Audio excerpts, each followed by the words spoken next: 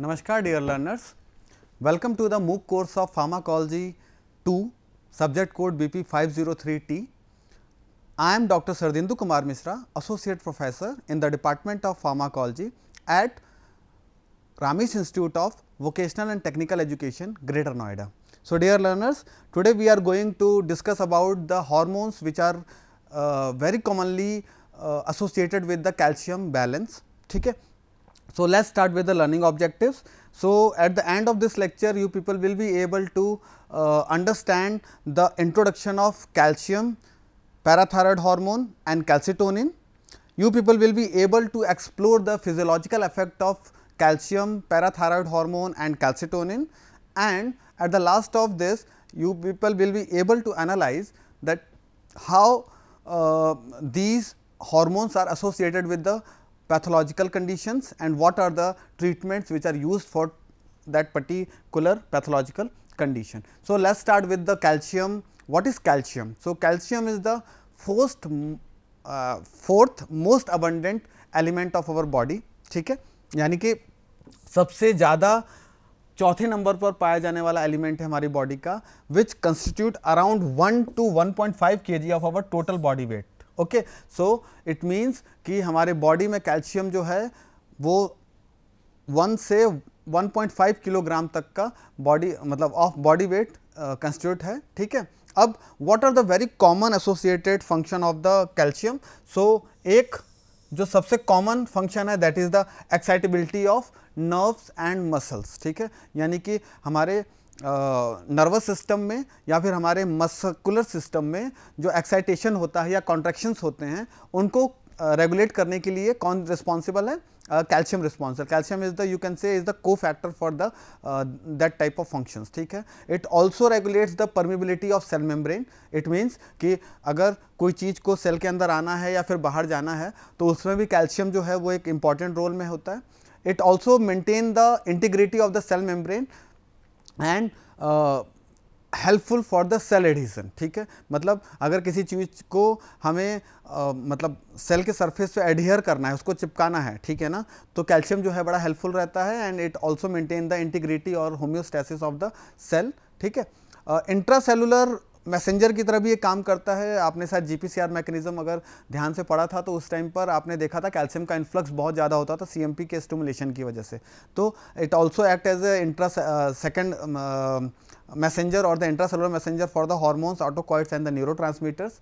They can control the impulse generation in the heart. ठीक है, heart के अंदर या फिर ऑटोमेटिसिटी जो है जो हार्ट के कॉन्ट्रैक्शन के लिए हार्ट के फंक्शनिंग के लिए जो है उसके लिए कैल्शियम एक बहुत इंपॉर्टेंट और एक बहुत ही एसोसिएटेड एलिमेंट है. ठीक है, it is essential for the blood coagulation and it is a structural component of teeth as well as the bones. ठीक है, सो मतलब ये एक तो बेसिक इंट्रोडक्शन है कि कैल्शियम हमारी बॉडी में कहाँ कहाँ चाहिए, क्या क्या फंक्शंस करता है वो, और उन फंक्शंस की वजह से हमारी बॉडी की जो नॉर्मल फिजियोलॉजी है वो कितना ज़्यादा एसोसिएटेड है. नाउ अब कैल्शियम के हमारी बॉडी में अगर वो फोर्थ अबंडेंट या मोस्ट अबंडेंट एलिमेंट है तो इसका मतलब है कि उसके लेवल को मेंटेन करना बहुत ज़रूरी है. ठीक है, एक केस स्टडी थी जब पैराथायरॉयड हार्मोन को सर्च किया जा रहा था, मतलब देखा जा रहा था कि एक पेशेंट का पैराथायरॉयड ग्लैंड काट कर निकाल दिया गया और उसके ग्लैंड को निकालते ही पेशेंट की डेथ हो गई.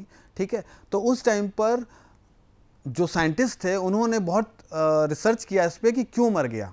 उसको टेटैनी हो गया पेशेंट को और उसके टेटैनी होने की वजह से उस पेशेंट का मस्कुलर ट्विचिंग होने लगी और उसको मतलब आप जो टेटैनी में या टेटनस में जो सिम्टम्स होते हैं, लॉक जॉ हो जाता है, ये सारी प्रॉब्लम्स देखने को मिली. तो उस टाइम पे पता चला कि कैल्शियम जो है it is a very you can say structural as well as the functional component of our body. ठीक है, और अगर इसके बैलेंस के अंदर कुछ भी ऊपर नीचे होगा यानी इम्बैलेंस होगा तो that may lead to various type of diseases which is you can say मतलब एक्यूट टू क्रोनिक स्टेज. ठीक है ना, वो एक्यूट से क्रोनिक स्टेज तक की डिजीज़ हो सकती है. ठीक है, सो मतलब 3 तरह के हार्मोन्स हैं जिनको कि हम जनरली यूज़ करते हैं कैल्शियम के लेवल को मेंटेन करने के लिए. The first one is the parathormone which is secreted from parathyroid gland. Second one is the calcitonin which is secreted from the thyroid gland और इसके सी सेल से निकलता है ये। और vitamin D which is also known as the pro hormone, later on it will move to the active hormone that is the calcitriol और the कैल्सिडायोल, ठीक है। नाउ प्लाज्मा कंसंट्रेशन की अगर हम बात करें कि नॉर्मली हमारे प्लाज्मा में कितना कैल्शियम पाया जाता है, तो उसका जो अमाउंट है, जो स्टैंडर्ड लिमिट है, दैट इज 9 to 11 मिलीग्राम पर डेसीलीटर, ठीक है। अब इस टोटल अमाउंट में 40% जो कैल्शियम है that is binded with the albumin that is the plasma protein, ठीक है। यानी that 40% is not available for the action. 10% is bound with the citrate, phosphate, carbonate and the rest of 50% is ionised, ठीक है। ये जो 50% है ये ionised है, ठीक है। और आयोनाइजेशन की वजह से ये ज़्यादा हमारी बॉडी में फिजियोलॉजिकल फंक्शंस को रेगुलेट करता है, यानी physiologically it is the active and important part, ठीक है। तो अब हम बात कर लेते हैं what is the methodology for the absorption of और excretion of the calcium. So generally calcium is absorbed by the facilitated diffusion, ठीक है। यानी कि इसको थोड़ा सपोर्ट चाहिए होता है सेल्स के अंदर बाहर होने के लिए, इसको मतलब एक्टिवेशन ट्रांसडक्शन मैकेनिज्म के थ्रू स्टिमुलेशन चाहिए इनफ्लक्स या एफ्लक्स के लिए, ठीक है। Carrier mediated active transport is also you can say required for the transportation of the calcium, and this is generally supported by the vitamin D which is available in the duodenum or which is responsible for the conversion of the different vitamin Ds, ठीक है ना। Now glucocorticoid, phenytoin जो हैं ये दो drug ऐसे हैं जो जनरली हमारे कैल्शियम के एब्जॉर्प्शन को डिक्रीज करते हैं। So if you are taking glucocorticoid or phenytoin, it is an anti-epileptic drug, so it will lead to the decrease of the calcium absorption, ठीक है। Vitamin D and parathyroid hormone और parathormone भी कहते हैं इसको, ठीक है। इट विल, अगर विटामिन डी और पीटीएच बढ़ रहा है तो इसका मतलब है कि प्लाज्मा में कैल्शियम का लेवल बढ़ेगा, और अगर कैल्सिटोनिन की हम बात करें तो ये हमारे बोन्स के अंदर कैल्शियम के लेवल को बढ़ाएगा। यानी कि जनरली हमारे को कैल्शियम चाहिए दो जगहों पर, ठीक है। एक तो हमको चाहिए हमारे ब्लड के अंदर कैल्शियम, और दूसरा चाहिए हमको बोन में, ठीक है। अब इन दोनों में बैलेंस रहता है जनरली, ठीक है। But sometimes due to the hypersecretion of any hormone or some imbalance in the physiology, ठीक है, this may lead to the hypocalcaemia or hypercalcaemia, ठीक है। तो to maintain that particular condition, what we can do, we can use this type of hormones and they can regulate the balance of the calcium in the body. Thiazide diuretics generally calcium के excretion को support करता है through the tubular reabsorption, ठीक है। Preparations की अगर हम बात कर लें, what preparations are generally available in the market, तो calcium carbonate is very commonly available which constitute of 40% of the calcium and it is very commonly used as a antacid, ठीक है। एंटासिड की तरह इसको यूज़ किया जाता है। Calcium citrate is the preparation which consist 21% of calcium and it is very commonly used as a calcium supplement, especially for the patient who are having a hypocalcemia or having a osteoporosis or bone deformities, ठीक है। Calcium gluconate is the third preparation which constitute of the 9% of the calcium and it is very commonly used for the parenteral injection of the calcium salts. Calcium lactate जो है 13% calcium के साथ बना हुआ है। It is non irritating and it is the drug which you can give orally, है ना। आप इसको ओरल रूट से दे सकते हैं और ये एक मतलब नॉन इरिटेटिंग है, गैस्ट्रिक म्यूकोसा को इरिटेट नहीं करेगा। कैल्शियम के साथ ये प्रॉब्लम है, जैसे अगर हम देखें तो यहाँ पर हम ग्लूकोनेट जो है पेरेंटल रूट से ले रहे हैं, तो जनरली ये क्या करता है, गैस्ट्रिक म्यूकोसा को इरिटेट करता है, ठीक है। Calcium chloride is having 27% of the calcium and it is not used orally due to the gastric irritation, मैंने पहले बता दिया आपको। Now what is the use of this calcium formulations, ठीक है। So they are very commonly used in the tetany. वहाँ पर अगर हम बात करें तो 10 to 20 ml of calcium gluconate is used through the IV route और 1 to 1.5 gram of calcium gluconate is also administered through the oral route for the long term effect or for the treatment of tetany, ठीक है। Osteoporosis, osteoporosis एक ऐसा disease है जिसमें generally जो हड्डियां हैं उनमें से कैल्शियम जो होता है वो निकलकर बाहर जाने लगता है, बाहर का मतलब ब्लड में जाने लगता है, ठीक है। तो ये ऑस्टियोक्लास्टिक एक्टिविटी की वजह से होता है। ये अलग अलग इसके फैक्टर्स हैं, वो हम बाद में देख लेंगे, ठीक है। तो उस ट्रीटमेंट में भी ऑस्टियोपोरोसिस के ट्रीटमेंट में भी कैल्शियम जो है वो बहुत कॉमनली यूज़ किया जाता है। हम कैल्शियम लैक्टेट जो है वो यूज़ कर लेते हैं, या फिर हम कैल्शियम सिट्रेट या फिर कैल्शियम कार्बोनेट मार्केट में आते हैं जो ऑस्टियोपोरोसिस के लिए चलाए जाते हैं।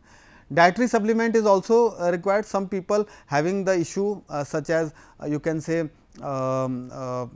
the patient who are suffering with the neuropathic pain or some nerve diseases, ठीक है, so in that particular patients they need the calcium as a dietary supplement, and because the tremors or the you can say तो मतलब एक झुंझुनी हो जाती है हाथ में ना, आप देखते हो कभी झुंझुनी होने लग जाती है, ठीक है ना, या फिर आपको एक टाइम आता है जैसे आप बिल्कुल स्टैटिक हो जाते हो, आप एकदम पोस्चरल हाइपोटेंशन जैसी कंडीशन बन जाती है, तो वो पर्टिकुलरली जो है वो कंडीशंस में हमको कैल्शियम की ज़रूरत होती है। हमारी बॉडी में कैल्शियम का जो कंसनट्रेशन होता है वो कम होता है, ठीक है ना, तो वहाँ पर कैल्शियम सप्लीमेंट्स जो हैं वो बहुत ज़्यादा प्रिस्क्राइब किए जाते हैं। Now let's move to the parathyroid hormone which is also known as PTH or parathormone, ठीक है। जनरली पैराथायरॉयड हार्मोन जो है इसको मतलब स्टडी जब स्टार्ट किया गया इसकी तो 19th सेंचुरी में स्टार्ट हुई इसकी स्टडी। डॉक्टर वैसाले एंड डॉक्टर जेनराली जो थे उन्होंने 1900 में एक एक्सपेरिमेंट किया जिसमें उन्होंने थायराइड ग्लैंड को काट के निकाल दिया, that is known as what parathyroidectomy, ठीक है ना। तो जो पैराथायरॉयड जो रिमूवल हुआ था पैराथायरॉयड ग्लैंड्स का, यानी थायरॉयड ग्लैंड के अंदर ही पैराथायरॉयड ग्लैंड का लोकेशन होता है, ये रहा आप देख सकते हो डायग्राम में, ये पूरा का पूरा थायरॉयड ग्लैंड है, और ये जो चार आपको दिखाई दे रहे हैं these are what parathyroid gland. तो उन्होंने क्या किया, उन्होंने थायरॉयड ग्लैंड को ही निकाला, जिसकी वजह से पैराथायरॉयड ग्लैंड चला गया, और पैराथायरॉयड ग्लैंड के जाने की वजह से पेशेंट की जो थी वो क्या हो गई, डेथ हो गई। लेकिन Dr. Vesali and Dr. Generali were not able to locate the exact reason for the death of that patient. But in 1909, McCallum and Dr. Vogtalin discovered that the removal of thyroid gland will lead to the fall in calcium level or tetany, and this is the reason why that particular patient was died, ठीक है ना।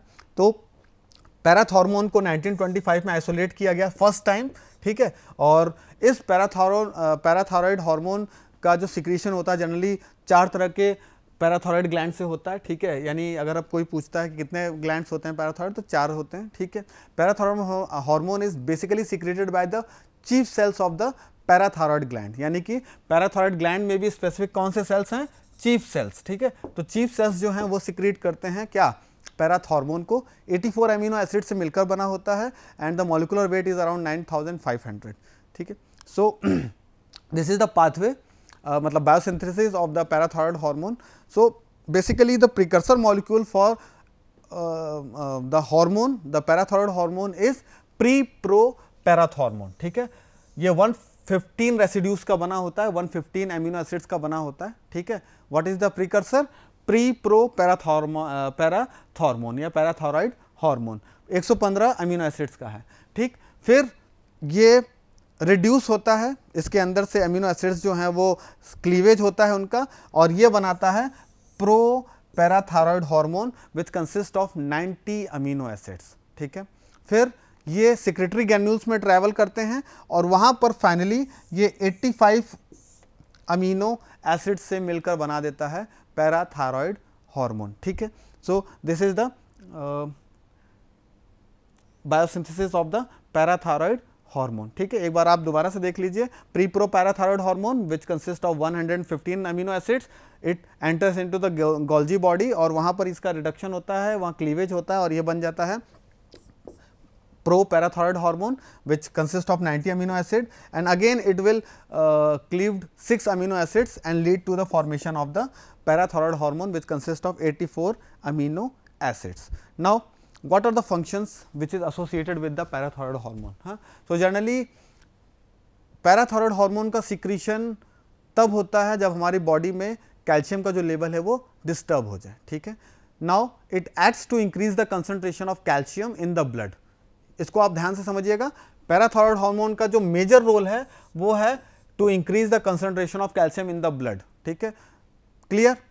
अब ये एक ऐसा hormone है जो कि हाई कंसंट्रेशन पे बोन को डिग्रेड करता है और लो कंसंट्रेशन पे बोन को क्या करता है, रीमॉडल करता है, या आप कह लो कि बनाता है, ठीक है। तो ये कंसंट्रेशन का डिफरेंस होता है यहां पर। Now bone remodelling is associated with this hormone, ठीक है, इसको हम और डिटेल में पढ़ लेंगे।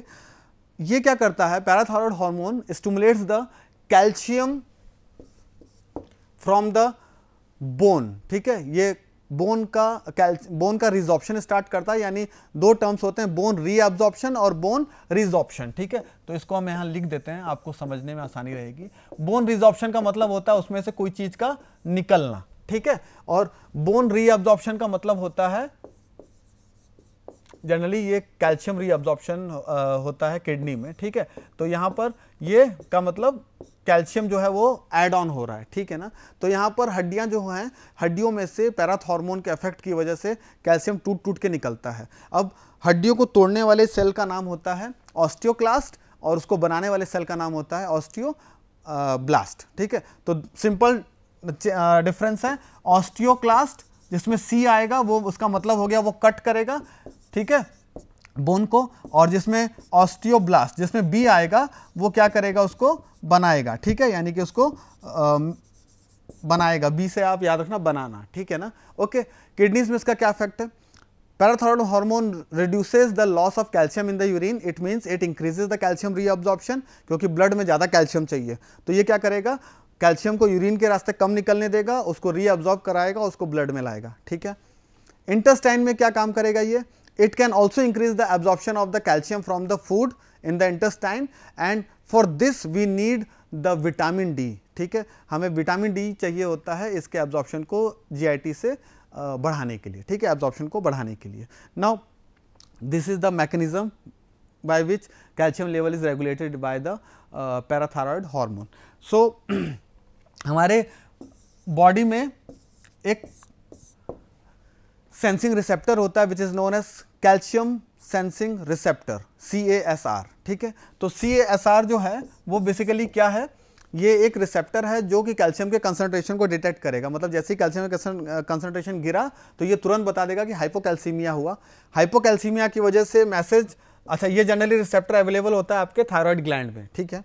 अब ये जैसे ही इसको पता चला कि हाइपोकैल्सीमिया हो गया तो ये स्टिमुलेट होगा और ये स्टिमुलेट कर देगा किसको, पैराथायरॉयड हार्मोन से, पैराथायरॉयड ग्लैंड से, किसके सिक्रीशन को, पैराथॉर्मोन के।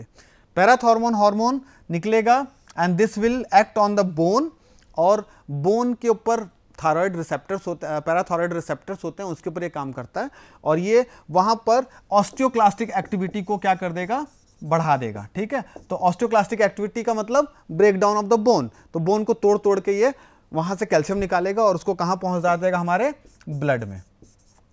फिर इधर देखिए, इंटेस्टाइन से एब्जॉर्प्शन बढ़ जाएगा, मतलब विटामिन डी के इफेक्ट की वजह से, और उसके एब्जॉर्प्शन की वजह से कैल्शियम का कंसंट्रेशन यहाँ बढ़ने लगेगा हमारे ब्लड में। और तीसरा तरीका हो गया कि PTH किडनी पे काम करे और किडनी पे 125 डाईहाइड्रोक्सी कॉलीकैल्सिफेरॉल के इफेक्ट की वजह से जो रीअब्जॉर्प्शन है कैल्शियम का उसको ये बढ़ा दे। तो हमारे पास तीन मैकेनिज्म है, बोन से हड्डियाँ, मतलब हमारे बोन में से कैल्शियम जो है वो रिड्यूस्ड होके, मतलब रिजॉर्ब होके बाहर आने लगा, कैल्शियम का लेवल बढ़ा। किडनी में से रीअब्जॉर्प्शन जो था कैल्शियम का वो बढ़ गया, इसकी वजह से भी हमारा ब्लड में कैल्शियम का लेवल बराबर हो गया। और इंटेस्टाइन में एब्जॉर्प्शन जो था that is also require the vitamin D, और उसका एब्जॉर्प्शन भी बढ़ गया, ठीक है। तो अल्टीमेटली तीनों मिलकर, तीनों ऑर्गन्स जो हैं हमारे बॉडी में कैल्शियम के लेवल को मेंटेन कर देते हैं। This is the same diagram which I already describe, ठीक है। Now this is the mechanism by which parathyroid hormone acts, ठीक है, थोड़ा कॉम्प्लिकेटेड है, आप इधर से स्टार्ट करते हैं हम, ठीक है। पैराथायरॉयड हार्मोन जो है वो पैराथायरॉयड रिसेप्टर पे बाइंड करता है। This receptors are generally available on the osteoblast cells or you can say bone, ठीक है, बोन पे ये पाए जाते हैं। Once it can bind with the parathyroid receptor, it can stimulate the two things, ठीक है। वन इज RANKL, ठीक है। What is RANKL? It is the receptor activated nuclear factor kappa beta, ठीक है, इसको ये एक्टिवेट कर देगा। इसके एक्टिवेशन की वजह से आपके ऑस्टियोक्लास्ट पर RANK जो है वो प्रेजेंट रहता है, और ये RANK जो है इसका फॉस्फोराइलेशन हो जाएगा, और फॉस्फोराइलेशन होने की वजह से ये ऑस्टियोक्लास्ट को स्टिमुलेट कर देगा, ठीक है। यानी पैराथॉर्मोन आया, बाइंड किया ऑस्टियोब्लास्ट पे, रिसेप्टर जो था उसके ऊपर, उस पर बाइंडिंग करने के बाद उसने स्टिमुलेट कर दिया रैंकल को। रैंकल क्या है? It is receptor activated nuclear factor of kappa beta, ठीक है। उसके एक्टिवेशन की वजह से आपके बॉडी में ऑस्टियोक्लास्टिक एक्टिविटी बढ़ी और बोन में, और ऑस्टियोक्लास्टिक एक्टिविटी बढ़ने की वजह से आपके बोन में से कैल्शियम जो है वो टूट टूट के बाहर निकलने लगा, ठीक है। ये ऑस्टियोक्लास्टिक एक्टिविटी जनरली कुछ पर्टिकुलर एसिड एंजाइम्स होते हैं उनके सिक्रीशन की वजह से स्टिमुलेट होता है, ठीक है। तो this is the mechanism by which parathormone acts, ठीक है। Now what are the pathological conditions? तो दो तरह की कंडीशंस हो सकती हैं। पैराथायरॉयड हार्मोन अगर ज़्यादा हुआ तो हाइपरथायरॉयडिज्म, कम हुआ तो हाइपोथायरॉयडिज्म, ठीक है। तो अगर हम बात कर लेते हैं हाइपरथायरॉयडिज्म की, तो it is the very common disease associated with the parathyroid gland, ठीक है। और इसमें जो सिम्टम्स जो जनरली देखने को मिलते हैं उसमें बोन्स के अंदर पेन होता है, मसल वीकनेस, फ्रैक्चर्स बहुत ज़्यादा देखने को मिलते हैं, और रीनल स्टोन या किडनी में स्टोन होना बढ़ जाता है, ठीक है। क्यों होता है? जाहिर सी बात है, कैल्शियम का लेवल बढ़ रहा है, तो हड्डियों में से कैल्शियम निकलेगा तो हड्डियाँ कमजोर होंगी तो फ्रैक्चर बढ़ जाएगा, हड्डियों में दर्द होना बढ़ जाएगा, ठीक है। एक्सेसिव कैल्शियम होने की वजह से किडनी में कैल्शियम डिपॉजिट होने लग जाएगा, जिसकी वजह से हमारे को किडनी स्टोन देखने को मिलेगा, ठीक है। अब व्हाट आर द ट्रीटमेंट्स? हम क्या कर सकते हैं ट्रीटमेंट इसमें, ठीक है। तो जनरली जो इसके लिए कॉमन ट्रीटमेंट्स हैं, एक तो सबसे है कि हम जो कैल्शियम का लेवल है, क्योंकि हाइपर कैल्सीमिया हो गया है इसमें, तो हाइपर कैल्सीमिया के यानी कैल्शियम के लेवल को मेंटेन करना है, उसको यूकैल्सीमिया पे लाना है। For this we can control the level of PTH as well as the vitamin D, ठीक है, because these are the critical factors which are controlling the calcium level in the body, ठीक है। Now hypothyroidism is little bit less seen in the patients, ठीक है। अब इसमें generally क्या होता है, this will due to the less PTH level, और less PTH level will lead to the less calcium or hypocalcaemia in the blood, and this will lead to the excessive phosphate level in the blood, ठीक है। Symptoms की अगर बात करें तो calcium का level कम हो गया है, तो इसकी वजह से आपके नर्व्स के अंदर सेंसिटिविटी बढ़ जाएगी, पेन देखने को मिलेगा आपको, आपका ट्रिमर्स देखने को मिलेंगे, अनकंट्रोलेबल स्पास्म होने लग जाएगा, ठीक है। और इसके ट्रीटमेंट के लिए हम जनरली कैल्शियम और विटामिन D का सप्लीमेंट लेते हैं, जो कि हमें इन सिम्टम्स को वर्कआउट करने में काम करता है, ठीक है। ऑस्टियोपोरोसिस के ट्रीटमेंट में भी बहुत कॉमनली यूज़ किया जाता है, ठीक है। अब PTH के एक्सेसिव सिक्रीशन की वजह से ऑस्टियोपोरोसिस देखने को मिलता है हमें। अब ऑस्टियोपोरोसिस मैंने आपको बता दिया, ऑस्टियोक्लास्टिक एक्टिविटी की वजह से एक्सेसिवली कैल्शियम जो है वो बोन में से टूट टूट के गिरने लगता है। आप अगर देखो तो this is the normal bone, ठीक है। हाँ, यहाँ पर कैल्शियम का अगर आप देखो तो बहुत अच्छे से यहाँ पर सेल्स आपको दिख रहे हैं, ऑस्टियोब्लास्ट, ऑस्टियोक्लास्ट, ठीक है ना। बट यहाँ पर अगर आप देखोगे generally this is seen in the post menopausal womens और the people who have the age more than 45 और 50, ठीक है, उन पेशेंट्स में ज़्यादा देखने को मिलता है। तो यहाँ पर कैल्शियम का लेवल जो है ऑस्टियोक्लास्टिक एक्टिविटी की वजह से क्या होने लगा, कम होने लगा, और कम कैल्शियम होने की वजह से बोन की जो इंटीग्रिटी है, जो उसकी स्ट्रेंथ है, वो क्या होने लगी, कम होने लगी, ठीक है। इसके सिम्टम्स अगर हम बात करें तो बोन पेन देखने को मिलता है, नेक टेंडरनेस देखने को मिलता है, हल्का हल्का नेक में सूजन या फिर लोअर बैक पेन भी देखने को मिलता है, ठीक है।